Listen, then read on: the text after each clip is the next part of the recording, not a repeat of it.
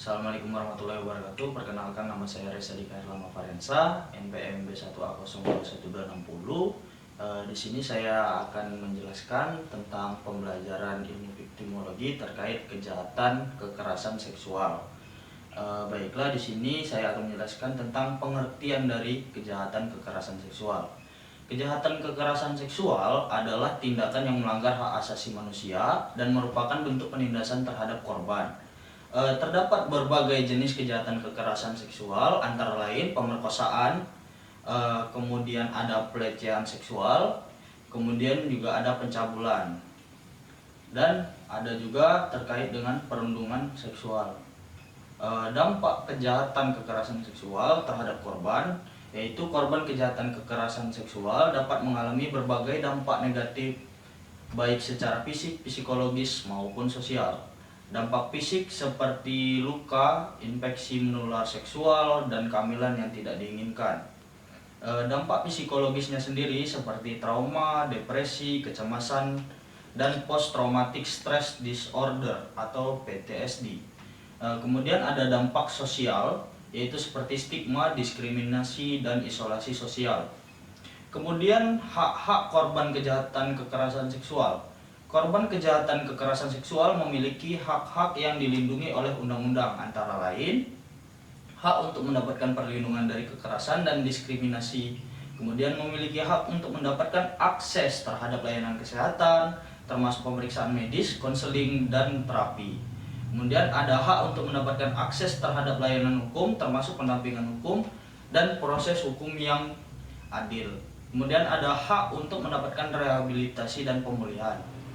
Selanjutnya yaitu ada upaya perlindungan korban kejahatan kekerasan seksual. Yaitu upaya yang pertama yaitu melaporkan kepada pihak berwajib. Korban atau orang yang mengetahui adanya kasus kekerasan seksual dapat melaporkan kepada pihak berwajib, seperti polisi atau lembaga perlindungan anak. Kemudian dapat mencari bantuan dari lembaga terkait. Terdapat berbagai lembaga yang menyediakan layanan bagi korban kekerasan seksual, seperti Komnas Perempuan, LBH, dan Pusat Pelayanan Terpadu Perempuan dan Anak. Kemudian memberikan dukungan kepada korban.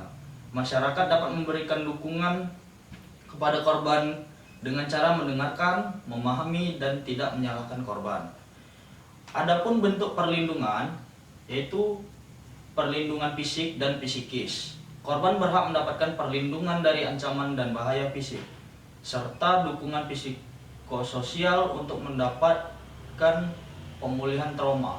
Kemudian penanganan medis. Korban berhak mendapatkan pemeriksaan medis, pengobatan, dan rehabilitasi yang diperlukan. Adapun bantuan hukum, korban berhak mendapatkan pendampingan hukum untuk proses pelaporan dan penyelesaian perkara. Kemudian pemulihan sosial, korban berhak mendapatkan bantuan untuk kembali ke kehidupan normal, seperti melalui program rehabilitasi dan reintegrasi sosial. Kemudian ada restitusi, korban berhak mendapatkan ganti rugi atas kerugian yang dideritanya. Kemudian ada lembaga perlindungan. Terdapat berbagai lembaga yang bertugas memberikan perlindungan bagi korban kejahatan kekerasan seksual, antara lain Lembaga Perlindungan Saksi dan Korban (LPSK), memberikan perlindungan fisik, psikis, dan bantuan hukum bagi korban. Kemudian ada Komnas Perlindungan Anak, melakukan pengawasan dan advokasi untuk perlindungan anak-anak termasuk korban kekerasan seksual. Kemudian ada institusi penegak hukum, melakukan penyidikan dan penuntutan terhadap pelaku kejahatan seksual. Kemudian ada Lembaga Swadaya Masyarakat atau LSM, memberikan layanan pendampingan, konseling, dan rehabilitasi bagi korban. Selanjutnya yaitu dasar hukum perlindungan korban kejahatan kekerasan seksual di Indonesia diatur dalam berbagai peraturan perundang-undangan, antara lain Undang-Undang Nomor 12 Tahun 2022 tentang Tindak Pidana Kekerasan Seksual merupakan undang-undang terbaru yang secara komprehensif mengatur tentang perlindungan korban kekerasan seksual, mulai dari pencegahan, penanganan, hingga pemulihan. Kemudian Kitab Undang-Undang Hukum Pidana mengatur tentang beberapa jenis kejahatan seksual, seperti pemerkosaan, pelecehan seksual, dan pencabulan anak. Kemudian ada Undang-Undang Nomor 35 Tahun 2014 tentang perlindungan anak, memberikan perlindungan khusus bagi anak-anak yang menjadi korban kekerasan seksual. Selanjutnya yaitu Peraturan Menteri Pendidikan, Kebudayaan, Riset dan Teknologi Nomor 30 Tahun 2021 tentang pencegahan dan penanganan kekerasan seksual atau PPKS di lingkungan perguruan tinggi, mengatur tentang pencegahan dan penanganan kekerasan seksual di lingkungan perguruan tinggi.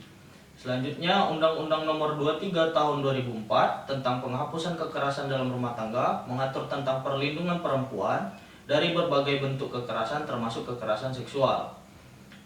Kemudian ada Undang-Undang Nomor 1 Tahun 2023 tentang Kitab Undang-Undang Hukum Pidana (KUHP) mengatur tentang tindak pidana kekerasan seksual dengan berbagai jenis dan hukuman yang lebih berat.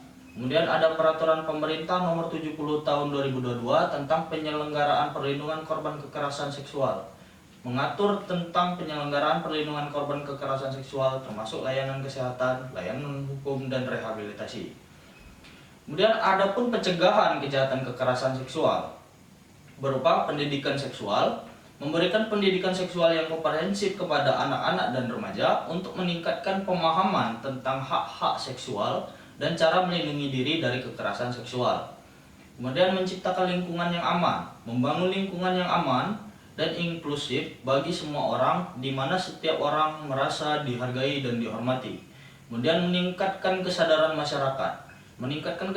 masyarakat tentang bahaya kekerasan seksual dan mendorong masyarakat untuk berani berbicara dan melawan kekerasan seksual. Selanjutnya pentingnya melaporkan. Korban kejahatan kekerasan seksual didorong untuk melaporkan kejadian yang dialaminya kepada pihak berwajib.